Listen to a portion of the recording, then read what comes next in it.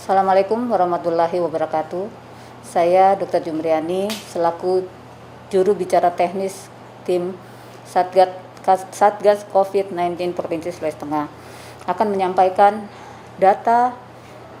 update data untuk hari ini tanggal 30 April tahun 2020. ODP hari ini ada 187 orang, terdapat 1 ODP baru, 11 ODP yang selesai masa pemantauan. Jadi kemarin 197, hari ini menjadi 187. Untuk PDP, tanggal 29 kemarin PDP 49 orang. PDP baru hari ini ada 1 orang. Yang selesai masa atau sudah mendapatkan konfirmasi laboratorium ada 6 orang. PDP untuk hari ini ada 47 orang. Yang dinyatakan sembuh ada 8 orang, dinyatakan meninggal 3 orang. 1 PDP yang masih dalam pemeriksaan laboratorium tadi malam dinyatakan meninggal di Kabupaten Poso dan sudah dikebumikan secara COVID. Ada beberapa hal yang ingin kami sampaikan pada hari ini, termasuk 47 konfirmasi positif yang ada di Provinsi Sulawesi Tengah ini. Semua tersebar ada di Kabupaten Buol, ada di Kabupaten Poso, ada di Kabupaten Morowali Utara, dan ada di Kota Palu, di Rumah Sakit Undata, Rumah Sakit Amitapura, dan Rumah Sakit Madani. Saya akan menjelaskan sebaran kasus COVID di per kabupaten yang ada di Provinsi Sulawesi Tengah ini. Kita melihat bagan yang ini sebaran COVID di Kabupaten Poso, ya.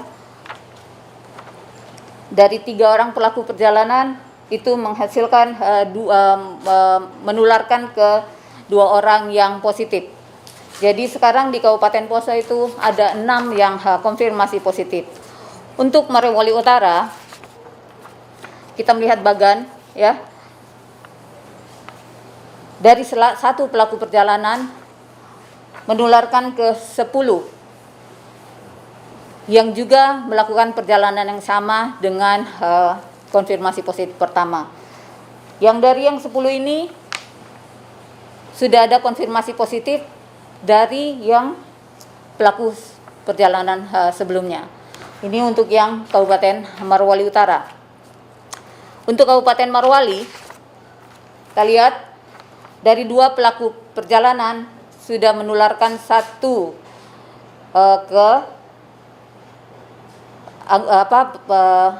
pasien ke konfirmasi positif 1 yang bukan melakukan perjalanan, yang 1 rapid tesnya reaktif. Untuk yang Kabupaten Sigi,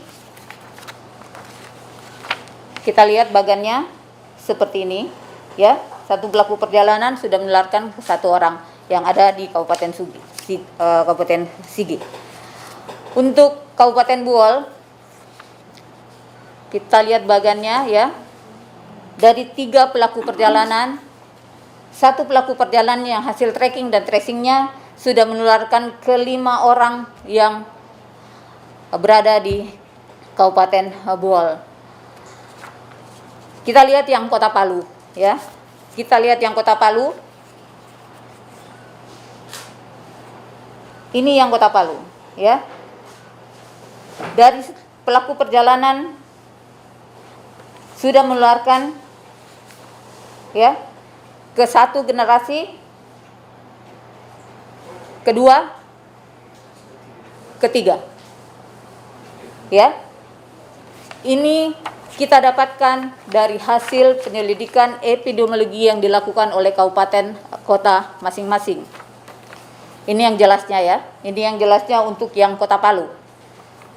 1 pelaku perjalanan menularkan ke 3 orang, ya. Yang 1 lagi sudah, ini kasusnya di Kota Palu. Yang ini masih dirawat di Rumah Sakit Undata. Yang ini sekarang dirawat di Rumah Sakit Madani. Generasi ketiganya itu sekarang dirawat di Rumah Sakit Madani. Ini juga dirawat di Rumah Sakit Madani. Ini kita sudah lakukan lagi pemeriksaan rapid dari yang pasien D ini, dan hasilnya adalah reaktif. Sekarang kita lagi menunggu hasil swab dari pasien yang reaktif ini. Untuk pernyataan resmi dari dari Kementerian Kesehatan, suatu daerah itu menjadi zona merah atau menjadi transmisi lokal itu sudah melalui kajian epidemiologi dari pakar epidemiologi yang ada di Kementerian Kesehatan. Kami yang didapatkan datanya dari laporan masing-masing kabupaten kota. Laporan epidemiologi yang diberikan oleh masing-masing kabupaten kota kepada Dinas Kesehatan Provinsi, kami meneruskan ke pusat, ke Kementerian Kesehatan. Jadi untuk yang Kota Palu, pernyataan resmi dari Kementerian Kesehatan bahwa Kota Palu sejak tanggal 27 April tahun 2020 resmi dinyatakan sebagai transmisi lokal.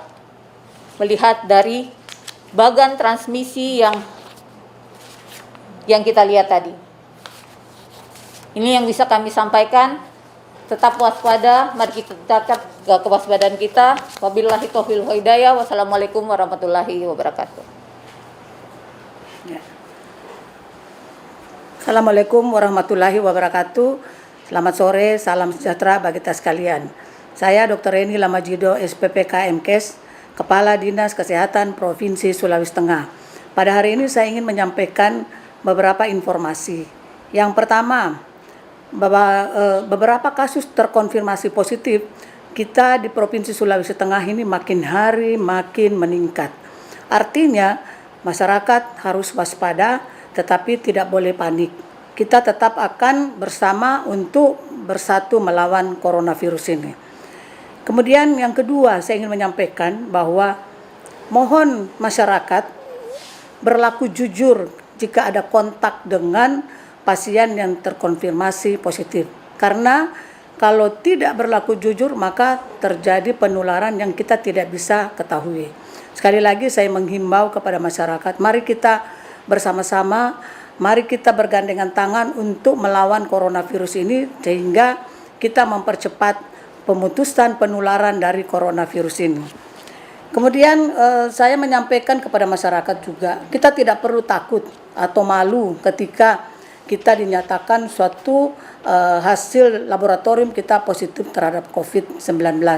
Tetapi saya juga berharap kepada masyarakat, ketika ada satu warga yang terdeteksi infeksi coronavirus, mohon masyarakat jangan dikucilkan. Tidak ada satupun masyarakat di dunia ini yang mau terjadi terhadap COVID-19. Tetapi itulah terjadi pada dirinya sehingga kita harus memberikan semangat kepada pasien yang terkena coronavirus ini. Saya kira barangkali seluruh masyarakat, saya berharap kita bersama-sama untuk melaksanakan pemutusan penularan dari coronavirus ini. Kemudian saya ingin menyampaikan juga bahwa ada Bapak Gubernur memberikan instruksi pada kemarin sore, itu yang pertama. Ketika terjadi eskalasi peningkatan dari kasus coronavirus ini, maka yang pertama harus kita laksanakan adalah melakukan ketelitian terhadap suatu tracking daripada kontak kasus coronavirus ini. Karena kenapa? Kalau kita teliti dan kita betul menggeluti, sehingga tadi yang sudah disampaikan oleh juru bicara kami dari Dinas Kesehatan tentang COVID, itu berapa langkah-langkah yang harus kita dapat, semua itu berarti kita mempercepat pemutusan rantai dari penularan coronavirus ini sendiri. Kemudian yang kedua, masyarakat tidak boleh bekerja sendiri, tetapi marilah kita bersama-sama dengan lintas sektor, baik dari kami Dinas Kesehatan Provinsi, Kabupaten, Kota, Puskesmas, rumah sakit, dan seluruh masyarakat dan elemen-elemen yang ada di masyarakat itu kita bekerja sama untuk melaksanakan tracking ini. Karena ketika ada satu yang menolak, maka tracking ini tidak akan jadi lebih baik. Kemudian saya ingin menyampaikan kepada masyarakat Provinsi Sulawesi Tengah, Alhamdulillah kita pada hari ini sudah mendapatkan peralatan bantuan dari Bapak Gubernur Provinsi Sulawesi Tengah, yaitu alat real time PCR untuk pemeriksaan swab pada pasien coronavirus ini. Dan insya Allah kalau tidak ada halangan, Allah Subhanahu wa Ta'ala menghendaki kami diberi kemudahan, diberi kelancaran, sehingga pada hari Senin tanggal 3 Mei 2020 kami akan pelan-pelan untuk melaksanakan operasi pertama atau melaksanakan operasional pertama pada pemeriksaan real time PCR khusus untuk COVID-19 yang ada di Provinsi Sulawesi Tengah. Kemudian sebagai informasi kepada masyarakat, teman-teman yang ada di puskesmas maupun rumah sakit, bahwa penerimaan sampel itu tidak di laboratorium tetapi penerimaannya di Dinas Kesehatan Undata yang lama. Di situ akan tertera bahwa penerimaan sampel. Setelah itu nanti diverifikasi di sana, kemudian baru dibawa ke laboratorium kesehatan milik Provinsi Sulawesi Tengah, Jalan Undata nomor 27E di Kota Palu. Kemudian saya terakhir ingin menyampaikan sekali lagi kepada seluruh elemen masyarakat. Pertama adalah tetap disiplin di dalam menjalankan social physical distancing. Kenapa? Ketika kita disiplin, maka penularan dari coronavirus ini akan cepat untuk turun di masyarakat sehingga tidak lagi menjadi penularan yang berkepanjangan. Kemudian yang cuci tangan pada air yang mengalir dengan menggunakan sabun selama 20 detik. Kemudian pakai masker ketika keluar dari rumah. Kemudian jaga jarak dengan orang yang lain.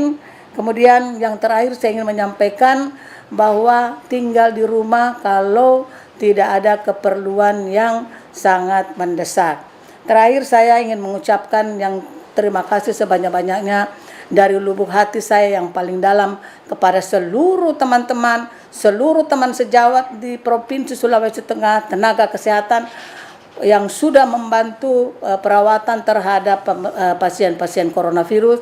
Sekali lagi saya ucapkan banyak terima kasih, banyak terima kasih, banyak terima kasih. Semoga Allah Subhanahu wa Ta'ala memberikan pahala dan pengabdian kita, keikhlasan kita yang mendapatkan ridho dari Allah Subhanahu wa Ta'ala. Sekian dan terima kasih. Wabillahi taufiq wa hidayah. Wassalamualaikum warahmatullahi wabarakatuh. Selamat sore.